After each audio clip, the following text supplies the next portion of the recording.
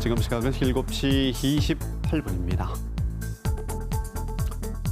최근에 강원도가 보건복지부의 고독사 예방관리비 시범 사업에 선정됐습니다. 노령 인구가 많은 우리 강원 지역의 고독사 상황과 대책을 알아보겠습니다. 한림대학교 생사학연구소의 양준석 연구원 스튜디오에 모셨습니다. 박사님 어서 오십시오. 네, 안녕하세요. 반갑습니다. 반갑습니다. 박사님 먼저 우리가 어떤 상황을 이 고독사라고 봐야 할까요? 고독사는 이제 확실히 정의된 것은 없습니다. 그러게 근데 말입니다. 대략 고독사를 이제 세 가지 요인으로 보는데요. 첫 번째는 이제 사회적 관계망이 단절된 사람이 네. 그 임종 과정에서 홀로 네. 죽음을 맞이하고 죽고 나서도 시신이 방치된 상태를 네. 고독사라고 합니다. 근데 비슷한 개념으로 이제 무용고사인데 무용고사도 있는데 무용고사는 이제 장례를 치르지 못하는 연고가 없어서 네. 그래서 시신 인수를 이제 거부하는 사태를 보통 이제 이 무용고사라고 합니다. 그래서 약간 네. 개념이 호정돼 쓰고 있는데 좀 다른 개념입니다. 그렇군요. 아무튼 사회적 단절 속에 홀로 임종기를 맞고 특히 돌아가신 뒤에 사흘 이상 뒤에 발견되는 그렇죠. 예. 그럼 이런 사례가 우리 강원 지역에서는 지금 얼마나 되고 있나요? 예, 그렇죠. 고독사를 좀 이해하기 위해서 우리가 먼저 이제 1인 가족이 증가하는 것과 굉장히 네. 밀접한 관련이 있는데요. 전체 이제 인구의 한 664만이 1인 가족이라고 합니다. 전체 인구의 한 32%에 해당이 되는데, 네. 강원도는 그 1인 가족이 35%입니다. 더 그래서 높군요. 전국 평균보다 높고요. 그리고 1인 노인 가족 비율도 네. 전체 평균보다 한 3% 높습니다. 그래서 이렇게 오히려 이제 무연고 또는 고독사가 네. 될 수 있는 부분들이 많이 있는 조건이 있고요. 실제 이 고독사에 대한 통계가 없기 때문에 이것을 우리가 보통 추정하는 것인데 작년 시사 직격에 나오는 이제 경찰청의 자료를 가지고 분석했더니 2020년도에 고독사를 한 4,200명 네. 정도로 네. 이제 추정을 합니다. 근데 그 중에 강원도가 한 125건으로 보고됐습니다. 네. 예. 그래서 고독사를 통계 없는 죽음이라고 예. 또 일컫던데요. 그러면 이 무연고 고독사가 우리 지역에서도 증가하고 있어서 문제라고 하는데 어느 정도 상황인데 그렇습니까? 이제 공식 통계로 보면 국회 입법조사처에서는 2019년도에 88명으로 보고를 했고요. 네. 2020년도에 114명이어서 한 20% 정도 증가됐습니다. 그래서 앞으로 계속 증가될 전망으로 좀 우리가 예측할 수 있는데요.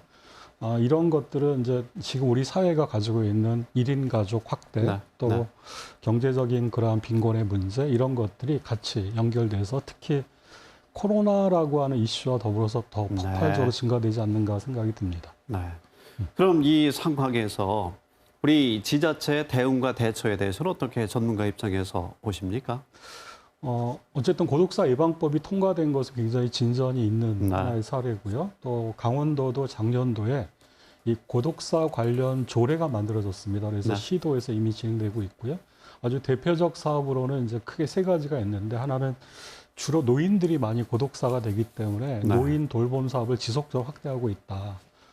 그 과정에서 좀 우리가 서로 사람들을 연결하고 있는, 그래서 네. 과거에는 1인 가족이라고 하는 주로 이제 혈육과 관련된 개념으로 봤는데 이 가족을 요즘은 이제 사회적 가족으로 이슈화시켜서 네. 사회에서 서로 연결하고 관계를 맺는 이러한 일들이 좀 더 의미 있는 진전이 아닐까 생각이 들고요. 네. 그리고 또 이제 이 급성기 질환이나 뭔가 이렇게 문제가 생겼을 때 이분들을 빨리 응급 조치할 수 있는 응급 돌봄 이런 사업들이 많이 도입이 돼서 네. 그나마 나름대로 이제 예방책을 하고 있지 않나 생각이 네. 듭니다.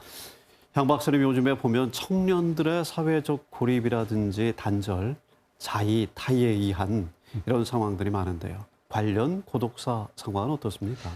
이 청년들은 보통 이제 죽음을 생각한 나이가 아닌데 그러게 말입니다. 죽음을 생각한다는 건 참 암울하죠. 그만큼 우리 사회가 가지고 있는 좀 어두운 면 같습니다. 청년들도 대략 지금 통계로 보면 한 10% 정도가 고독사라고 합니다. 네. 그 이유는 크게 세 가지 영역이 있는데 첫 번째는 사회적 관계망이 자꾸 단절되는 사람들이 많다. 예를 네. 들면 우리 코로나 시기에 언택트 문화가 되면서 사람 네. 접촉이 어려운 겁니다. 그래서 관계에 대한 예법이나 관계 기술이 없어지는 거죠. 네, 네. 이런 부분들이 굉장히 관계가 불편하기 때문에 자꾸 고립되는 상황으로 빠져 있고, 또 우리가 아직 우리 사회가 여러 가지 경제적인 문제에서 이 청년 실업 문제를 해결하고 있지 못하기 때문에 네. 이런 부분들도 또 절망감을 주는 하나의 원인으로 네. 작용되지 않나. 그리고 계속되는 것이 특히 청년으로 갈수록 나홀로족, 우리가 흔히 말하는 네. 혼족들이 많아지다 보니까 이런 것들이 많아지지 않을까라는 예측을 해봅니다. 네. 예방법도 돼 있고 도처벌의 조례도 있고요. 이번에 강원도가 보건복지부의 관련 시범 사업에도 선정이 되기도 했는데, 그럼 끝으로 앞으로 어떤 대책이 더 보완돼야 한다고 보십니까? 저는 이제 한 세 가지 정도를 좀 말씀드리고 네네. 싶은데요. 첫 번째는 이제 이 노인 고독사와 관련된 사업이 2012년도에 이미 발표가 됐습니다. 그래서 네. 이미 진행을 했는데, 왜 이렇게 고독사가 많아질까라고 한다는 것은 단순히 시책으로 끝내거나 대책으로 하지 말자. 네. 어떻게 보면 고독사라고 하는 것을 영국에서는 이제 외로움 장관이라는 것이 임명이 되어서 장관? 이미 장관이 네네. 네. 실제 임무를 수행하고 있고요. 네. 일본에서도 고독 고립에 관련된 담당 부처가 생겼습니다. 네. 그래서 한국에서도 이것을 사회적인 어젠다를 만들 필요가 있다. 거기에 기초해서 종합 대책을 만들 수 있는 조직이 네. 좀 필요하다는 생각이 들고요. 또 한편에서는 이 우리가 인간의 죽음에 대해서 한번 생각해 볼 네. 필요가 있다. 왜냐하면 죽음은 삶의 거울이라고 합니다. 네. 즉 우리가 고독사를 얘기하기 전에 고독생이 있었다. 네. 근데 우리 생이라고 하는 것 자체, 우리 삶이라고 하는 것이 과연 행복한지, 네. 존엄한지를 한번 따져 묻는 것이 필요하죠. 네. 그런 면에 있어서 우리가 흔히 디그니타스란 말을 쓰는데요. 네. 이 존엄한 삶에 대한 이해를 좀 우리가 확장시킬 필요가 있다라는 생각이 좀 듭니다.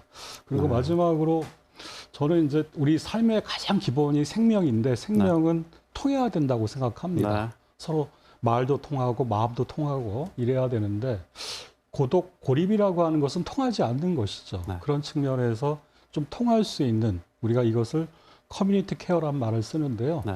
좀 더 지역 차원에서 우리가 다양하게 얘기할 수 있는 공간을 만들자. 네. 네. 그래서 예를 들면 이제 일본 같은 데서는 이제 살롱 사업을 합니다. 네. 그래서 정리 지역에서 부탁드립니다. 차를 아주 가벼운 돈으로 마실 네. 수 있고 얘기를 나눌 수 있는 공간을 만드는데 네. 우리도 좀 그런 것들을 네. 한번 고민해 보면 어떨까라는 좀 생각을 해봅니다. 사랑방이 치유의 공간이 될 수가 있겠네요. 좋죠. 예. 알겠습니다. 오늘 아주 개인적으로 사회적으로 네. 여러 가지 생각하게 만드는 좋은 말씀 양준석 연구원님 덕분에 잘 들었습니다. 고맙습니다. 감사합니다. 예.